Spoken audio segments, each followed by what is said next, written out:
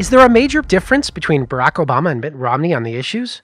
Such a question might win an automatic yes from die-hard Democrats and Republicans. But others argue that a serious analysis of the issues facing the nation makes a choice of the lesser of two evils between Democratic incumbent President Barack Obama and Republican challenger Mitt Romney all but a coin toss. Who's right? Liberty News Network will analyze the two major party candidates on four major issue areas: fiscal policy, foreign policy, civil liberties, and social issues. In this third of four installments, we'll analyze how the two candidates stand on God-given inalienable individual rights, or what today are often called civil liberties. President Obama has the worst record of protecting constitutional liberties in American history, despite 2008 campaign promises to abolish torture, eliminate warrantless wiretaps, end signing statements and executive privilege as a means of backdoor legislating, close Guantanamo Bay Prison, and restore habeas corpus. With the exception of making some progress on torture, exceptions include Bradley Manning's solitary confinement and conditions at Bagram Air Force Base in Afghanistan, every single one of those promises has been completely broken. Mitt Romney has identical positions on every issue his campaign website has articulated, having long supported the Patriot Act's warrantless search provisions. His publicly announced policy advisors include former NSA Chief Michael Hayden, the man who set up and publicly defended Bush's expansive warrantless wiretap programs. While Obama pledged to close Guantanamo and didn't do it, Romney has said, "Now we're going to have, you said the person's going to be in Guantanamo. I'm glad they're at Guantanamo.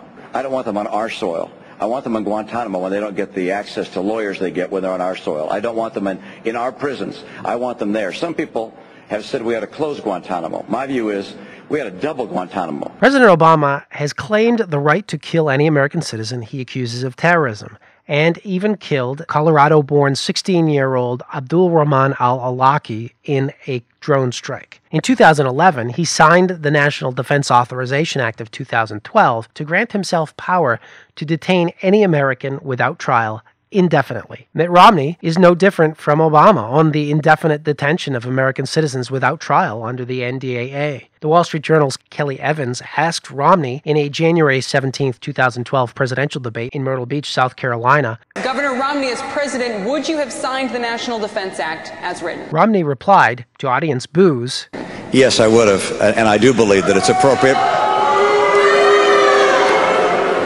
to have in our nation the capacity to detain people who are threats to this country, who are members of al-Qaeda. Look, you have every right in this country to protest and to express your views on a wide range of issues, but you don't have a right to join a group that has challenged America and has threatened killing Americans, has killed Americans, and has declared war against America. That's treason.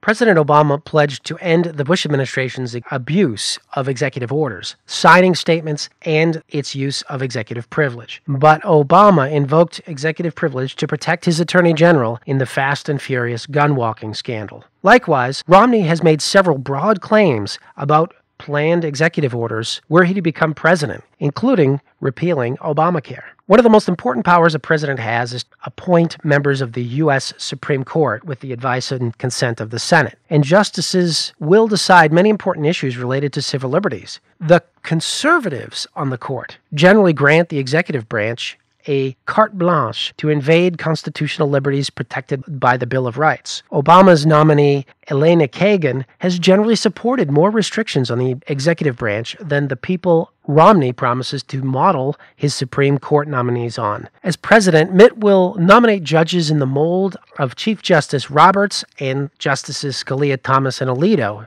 Romney's campaign website says none of these conservative justices have been in the majority in the Padilla, Hamdan, and Boudamine cases defending the right to habeas corpus and trial by jury. In fact, they all dissented and said there is no right to trial by jury, there is no right to habeas corpus. Nor have these conservative justices appeared interested in stopping surveillance, torture, or any other executive branch excess in the area of civil liberties. In sum, President Obama's rhetoric, though not his actions, are marginally better on civil liberties issues than Mitt Romney. The only practical difference is that Obama's likely Supreme Court picks will be better on civil liberties issues. In the fourth installment of our profile on major party candidates for president, we'll reveal that President Obama's likely picks for Supreme Court will be substantially worse on social issues. For Liberty News Network, I'm Tom Eddlem reporting.